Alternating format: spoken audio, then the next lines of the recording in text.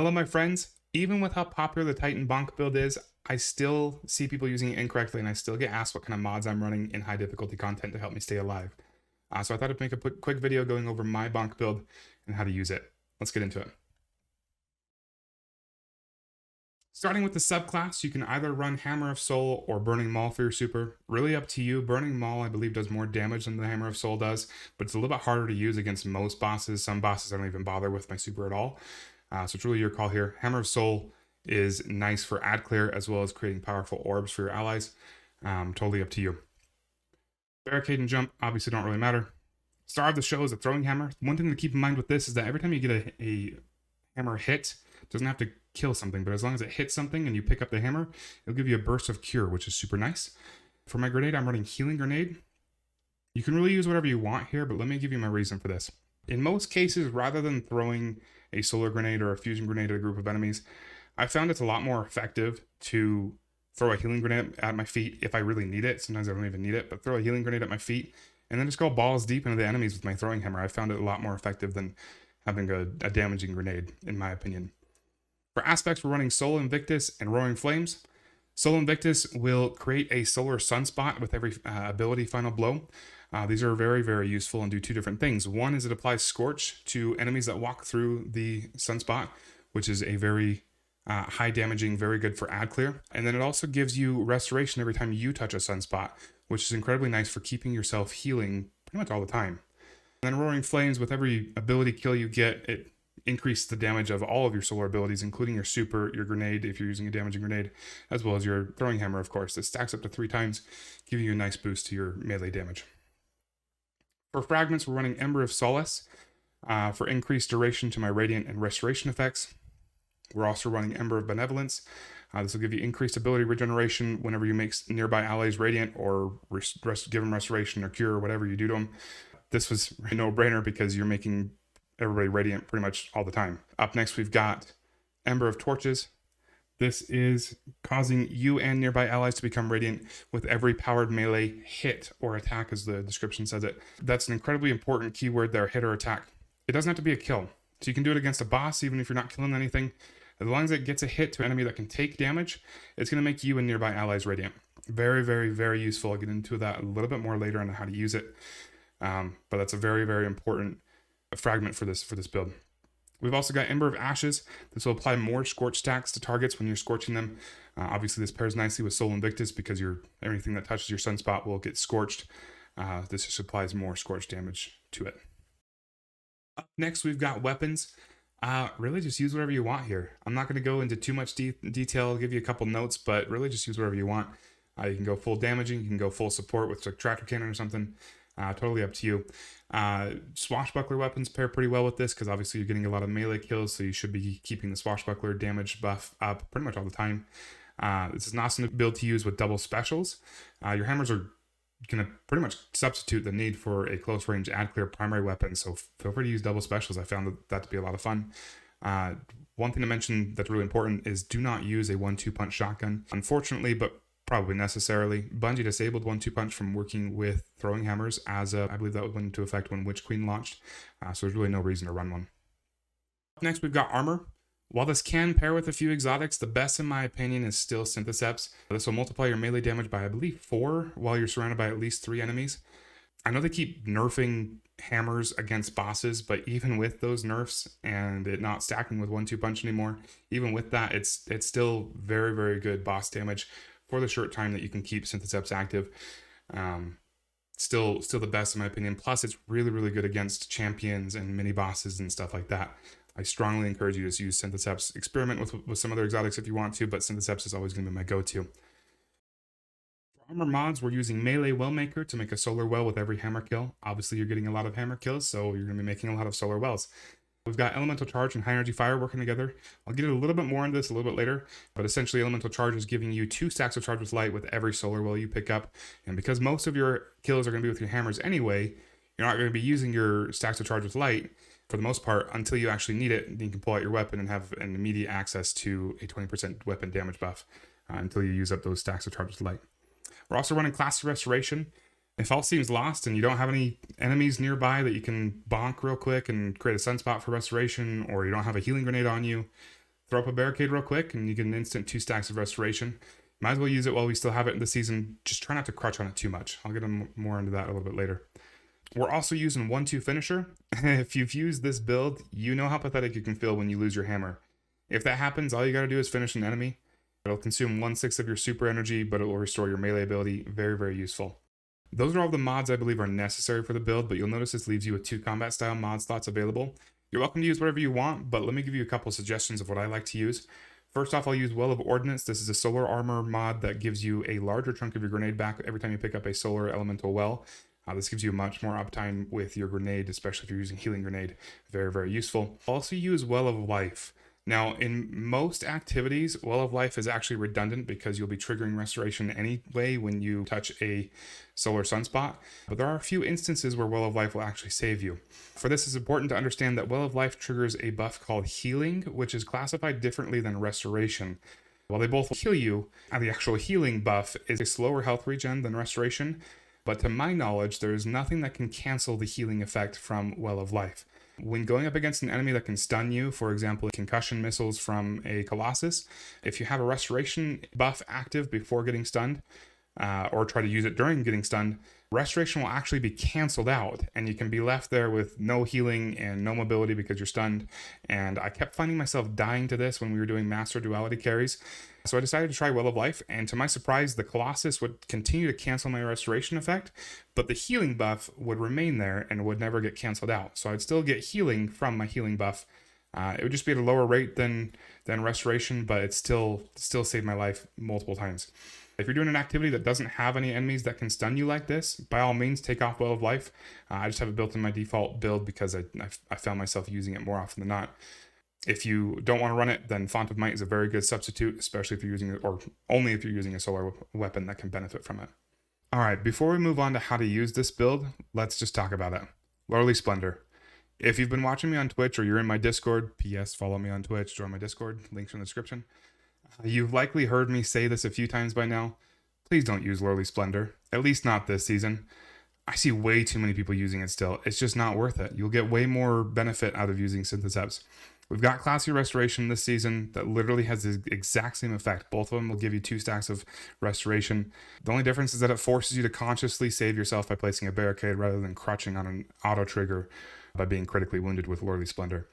It's really not necessary, guys. You're losing out on so much damage potential and so much ad clear potential when you're using Lordly. Just throw up a barricade if you need it. Use Classy Restoration. Even when Classy Restoration is no longer in the game next season, I still don't really see myself using Lordly Splendor. I'll likely focus a little bit more into maybe my discipline stat, or maybe throw on or keep on Well of Ordnance, or maybe Bountiful Wells to make sure I'm getting my grenades back faster. So I've always got it available. Obviously, the healing grenade restoration is going to be 1 stack versus Lordly Splendor or Classy Restoration's 2 stacks of restoration, so it's a slower healing effect. But I feel like it's a waste of an exotic in this build, and it's just really not necessary for most situations. Maybe in like a Grandmaster, or maybe in some really high-end content. Go for it if you really need it, but try not to.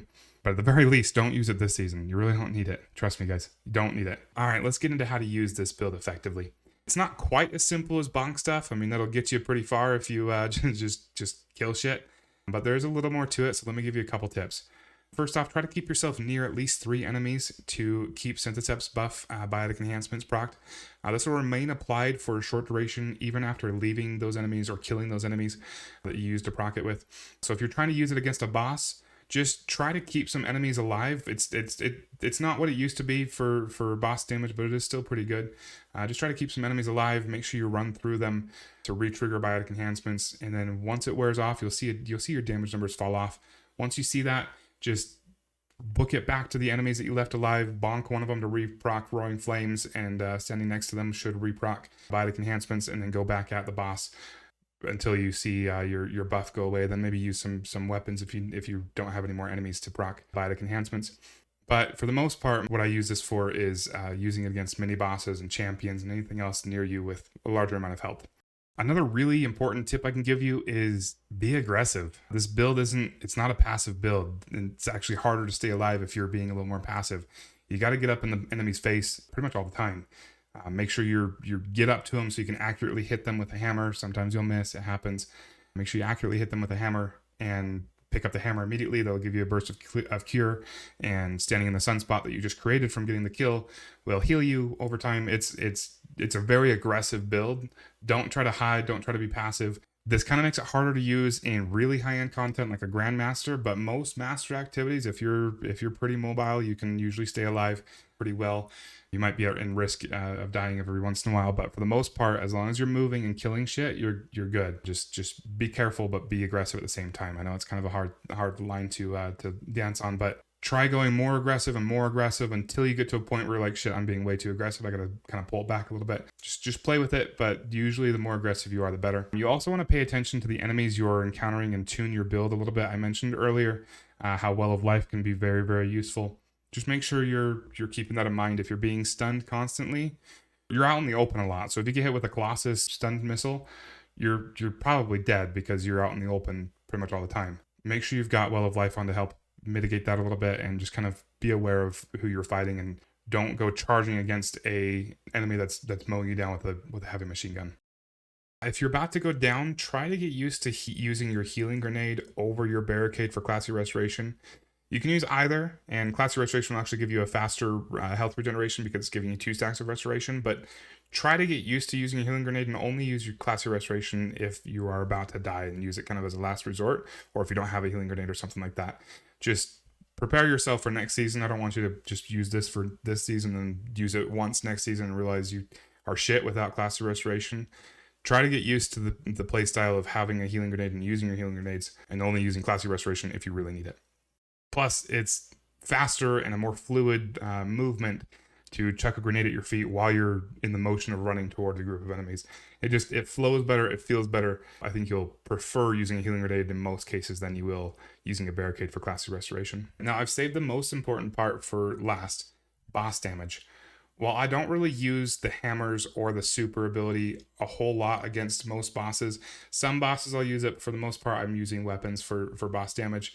You can see this build as a really, really good support build for the rest of your team as well. If you aren't familiar with Radiant already, I'll go into it a little bit more in another video, but essentially what it is Radiant is a 25% buff to your weapon damage, not just solar weapons. So for some reason people keep thinking it's just for solar weapons. It's not. It's for all weapon element types. It gives you a 25% damage buff to those weapons. Unlike most buffs in the game, it does stack with some other buffs, but it's a little bit weird with what it will stack with. It does stack with High Energy Fire's 20% buff. It'll also stack with Empowering Rift's 20% buff. So the High Energy Fire and Empowering Rifts can be used interchangeably, but I tend to lean towards High Energy Fire, obviously, because you can keep it live for an entire damage phase. But when you multiply these together, the 20% buff from High Energy Fire and the 25% buff from Radiant actually ends up being a 50% damage buff to your weapons, and it's incredibly easy to proc. You can actually take this a step further. If you want to use a solar weapon, you can stack on Font of Might with it, which all of those stacked together gives you a total of an 87.5% buff to your weapon damage, which is absolutely insane. Here's what you need to do. First, make sure you're charged with light going into a damage phase. This is really easy to do with this build because you're really just using your hammers for most ad clear anyway. So you shouldn't be using your weapons, which means you won't be using your stacks of charged with light. But if you do find yourself without a stack of charged with light, try to find an enemy to quickly kill with your hammer and pick up the solar elemental well. Or if you really need to, fine tune your build a little bit to make sure you're getting charged with light. It's incredibly important for you as well as the rest of your team to get charged with light. It's such an insane damage buff that I think not a lot of people are using. The other part of it is simply throw your hammer at something. Like I said, Radiant will proc for you and your nearby allies by hitting something that can take damage with your hammer, as long as you've got that fragment on. You're not the only one that can do this. Any other solar subclass can do it on any class. But it's really nice for you because you can pick up your hammer again and do it unlimited amount of times if the boss is close by. Now, even if the boss is far away, don't be afraid of losing your hammer. Maybe coordinate with the rest of your team. Maybe you do the first 15 seconds or however long Radiant lasts. Maybe you do the first stack of it.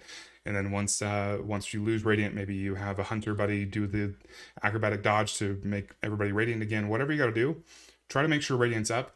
I just think this build works beautifully with it because you can pick up your hammer with most bosses fairly easily. Even going up against a Rolk in Vow of the Disciple, I'll get up pretty close and I'll let him kick me if I need to get a hammer off and be able to pick the hammer back up. But again, don't be afraid of losing your hammer. You'd rather have 15 seconds or whatever it is for Radiant and not be able to reproc it than to not use it all because you're afraid you're going to lose it. You can always use a finisher later to get your melee back.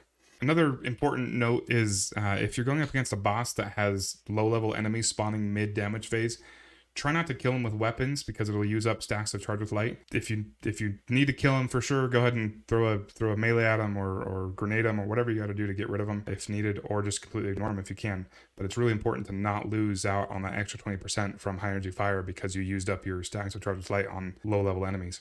That's really all there is to doing damage phases with this build. It's just high energy fire and radiant combined is such an incredibly easy 50% damage buff to proc. The best part is that you'll be making all of your nearby allies radiant as well with each hammer throw you do, as long as it's hitting something. So regardless of their build, of their subclass, as long as they're running high energy fire and some way to get charged with light, they will also be taking advantage of at least this 50% damage buff. One really important note for this that a lot of people don't understand, and I'll get into this a little bit later with another video going over Radiant a little bit more. Do not stand in somebody's Well of Radiance or pass through a Titan bubble. This will actually cancel out the high energy fire buff, which will cause you to actually do less damage if you are standing in it. Try to avoid those, especially Titan bubbles, because if you pass through it, you're going to be stuck with that Weapons of Light buff for however long it lasts. I think it's like 15 seconds or so. Just try to stay away from those. I'll get into a little bit more with how Radiant stacks with different buffs in another video, but just really important, stay away from those. You Warlocks, keep using your Fusion Grenade build, whatever you got to do. It's a really, really strong build. I'm not saying don't use that. I'm just saying for anybody that's not using the Fusion Grenade build, try to avoid any wells that a Warlock is placing. It will actually lower your damage output by a good amount. Thank you so much for watching. I really appreciate it. I've had so much fun with this build. I've been using it for a very long time. It's kind of adapted a little bit over the past few months, but overall it's pretty much the same thing I've been using for probably like 6-7 months. It's just a lot of fun. It's incredibly effective. You're basically the ultimate support character at this point. You're killing everything. You're creating so many sunspots. That's killing everything. You are creating solar wells for everybody. It's a very, very powerful build, and I encourage you to give it a try. If you have any questions, feel free to come by my stream on Twitch. I stream Tuesday, Thursday, and Saturday. You're welcome to ask me questions. You're welcome to ask for substitutes if you maybe are missing a couple of the mods I'm using. But for the most part, it should be pretty easy to use once you watch this video and kind of go over and understand how to use each individual aspect of it. I encourage you to give it a try. Please like, follow, subscribe, whatever you got to do on YouTube. I don't know. I don't do very many videos, but I appreciate you guys watching.